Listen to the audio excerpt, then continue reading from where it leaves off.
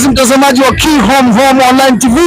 This time nilikwambia tutakuwa na big interview, yani interview kubwa kabisa ambayo inahusiana na kabila la Wasafwa. Na nikwambie kabisa studioni kwetu mjengoni, mtaa kwa mtaa, leo tuko na Ziomo Lee, Ziomo Vampire, mzee wa kuwakimbiza. Interview siku ya leo tuko na Ziomo ambaye kwanza yeye ni msanii wa nyimbo za kikabila na amekuwa na klipu nyingi sana ambazo zinaonekana TikTok na YouTube, akijumuika na watu kibao. Nimemuona Sumbawanga, nikaja nikamuona Tunduma, nimekuja nimemuona Mbeya tarehe 20 ambacho nini project yao wao kama wao. Chukua hiyo project nyingi za Safwariori, Tasafwa, Ziomo akiwepo, na hapa niko na Ziomo. Kwanza mambo vipi? Ziomo msanii wa nyimbo za Kisafwa, Tasafwa. Sasa Ziomo mambo vipi? Poa kabisa Poa. Niko Nyenza. Naona umetala nani? Yaani kama Karambwanda. Munga. Hebu tupe hiyo sana. Hiyo ile inaitwaje ile? Hiyo umwana wimbi peneniyo asungongojenize. Umwana wimbi peneniyo asungongojenize. Ngome wenabwe uambelile wewe mwanuyo. Hiyo ina maana gani hiyo? Yaani inamaanisha mtoto mzaa mwenyewe anataka kuniua babake. Amechukua hela za moto. Mungu nisaidie, ulinipa mwenyewe huyu mtoto, kwa hiyo msaada unisaidie mwenyewe, kwa sababu bomu umenipa, nimejilipua mwenyewe. Umejilipua. Okay, mpenzi mtazamaji wa Key Home, Ziomo nimekuona kwenye Tasafwa, inaitwa Tasafwariori. Umekuwa kwenye project kubwa, nimekuona Sumbawanga, nikaja nikakuona Tunduma tarehe 20 ama 21, ni 21. Tarehe 21 nimekuja kukuona Mbeya.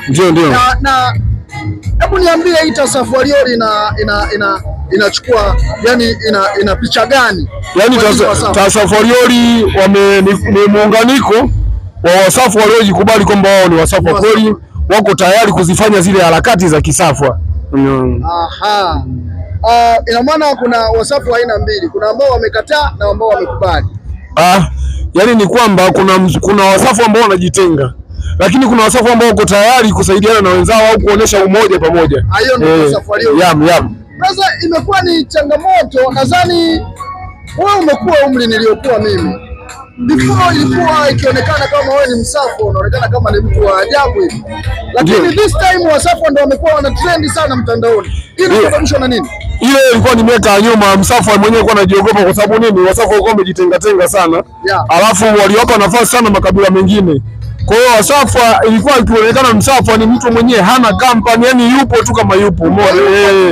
Lakini baada ya muda ndo kama hivyo wanavyosema Tasafwariori, vikundi vimejitokeza vingi. Kuna Tasafwariori, kuna Safwa Kingdom, kuna wanajiita Tizindanaje Sumbawanga, kuna Tavonwaje, kuna kikundi cha Wasafwa Tunduma kinaitwa vijana Wasafwa, yani wazao wa Wasafwa, yani viko vingi sana. Kwa hiyo baada ya kujitokeza ile miunganiko ile sasa imeleta Wasafwa kuwakusanya pamoja, na wameonekana Wasafwa ni wengi kuliko watawala wenyewe, kuna waogopa wao, kuna hisi ndio wako wengi. Unajua nimejiuliza sana na nikasema lazima nikutafute, na ndio maana nikakupigia simu. Nimejiuliza sana hii movement ya Wasafwa, kwa nini imekuja this time na haikuwa hapo nyuma? Ni kwamba sasa hizi kumekuwa na mwitikio mkubwa sana baada ya kujiona kwamba wao wana nguvu mpaka sasa hizi, na Msafwa ana nguvu, yani usije kapima. Msafwa ana nguvu, maana popote penyewe upo Wasafwa wapo tena wengi sana, na kama wanajibagua, unajua Wasafwa bwana design watu wa kujituma sana. Wenda ni maharakati yanakuwa ni mengi na nini, lakini popote ulipo, iwe mkoa gani, basi Wasafwa wako wengi sana hapo maeneo. Pengine naweza nikapingana na wewe. Kwa maana hii tuko Mbeya. Unajua Mbeya wanasema koma kumwanya. Wenzetu bwana, yani siwezi kuongelea hivyo. Koma kumwanya, naweza kusema wenzetu waliwahi kuanzisha vikundi vya michezo kama mipira sijui nini. Kwa hiyo utani wa kusema koma kumwanya sijui fanya nini, hizo zote zimetokea kwenye harakati za michezo. Na sisi tumekuja kuikomboa Safwa yetu kwenye music. Hivi nikibonyeza kibati kwenye music ya Kisafwa sasa hizi kwa Mbeya hapa. Yaani wewe hata kama hujacheza utatikisa mguu. Wa Kisafwa ambao wanakimbiza. Mtu ambaye wewe unaona huyu ameleta movement kwenye nyimbo za Kisafa. Naweza nikasema mimi narudi kuanzia mwanzoni, sio saa hizi. Yaani naweza kusema nampongeza sana brother zangu Awilo Masoksi.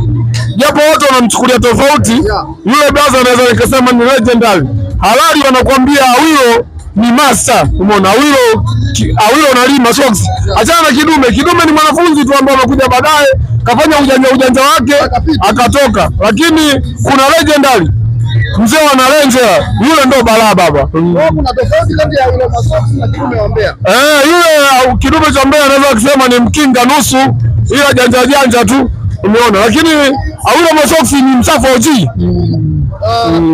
Awilo Masoksi ni msafu wa wapi? Awilo Masoksi ni msafu wa Itua, amezaliwa huku Uzongo Juu. Kidume wa Mbeya? Kidume wa Mbeya ni mtu wa Mbalizi ambao baba yake sio wa Ukinga huko anajiita, yani baba yake jina lake kamili anaitwa ni Petro Maenge. Yani yeye ni Petro. Baba yake Maenge. Sasa sijajua kama kuna msafu anaitwa Maenge, hiyo inaweza ikawa mpya hiyo. Sawa. Swali langu la mwisho. This time kuna Wakinga wanakuangalia, Wasafa wanakuangalia. Ndio. Kuna Wanyakyusa, kuna Wabena, kuna Wahehe, kuna Wawanji. Unataka uambie nini kuhusu movement ya Kisafa? Mimi naweza kusema kuhusu movement ya Kisafa, Wakinga kwanza mimi nawakubali sana. Sawa? Kwa sababu mimi nakumbuka hata mzazi wangu amewahi kuniambia mimi kwamba sisi na Wakinga ni kitu hichi kimoja. Umeona? Kwa sababu ile mpaka unaanza kulima viazi, sijui unafanyaje, kati ya jembe au viazi na nini, kuna kimoja Mkinga alileta. Akawa ameunganisha msafu, kuna kingine alikuwa anaweza. Basi vyote kwa vyote, lakini sijataka kufafanua sana. Ila kati ya hivyo viwili nimetoka kama fumbo, kuna kimoja Mkinga alikileta na msafu na mwenyewe akaja na kitu chake kingine. Kwa hiyo wakapata muunganiko, vitu vikao vinafanyika, haya mambo yanakuwa vipi? Mpango uko unaenda sawa. Ukija Mbeya kuna uwanja wa 88 unaitwa uwanja wa John Mwakangari. Kwa nini usiwe uwanja wa Chifu Mwashinga? Naweza kusema hizo ni zama za zamani, zama za ujinga, lakini kwa sasa hivi naweza nikasema Wasafu wamepanuka kwa kiasi kikubwa. Kama wale waliweza kuchukua maeneo kwa kipindi kile, sawa, ilifanyika kwa sababu mtu design ukishamuuzia shati huwezi kwenda kuchukua, sawa. Lakini kwa sasa hivi msafu hauwezi kwenda kumkanyaga kishamba, ni ngumu sana. Ni ngumu mno. Sawa, hivyo ni vitu ambavyo msafu anajuta na hapendi kuvisikia tena. Umeona? Ukiwa kama wewe ni msafu, nipige kifuani mara 3 alafu sema mimi ni msafu aliyazunga mwana wa Bakaya. Alafu kama kalambwanda munga wakana anapotonga lianja mabwa. Hapa ni shenza, hapa ni nyenza. Asante sana.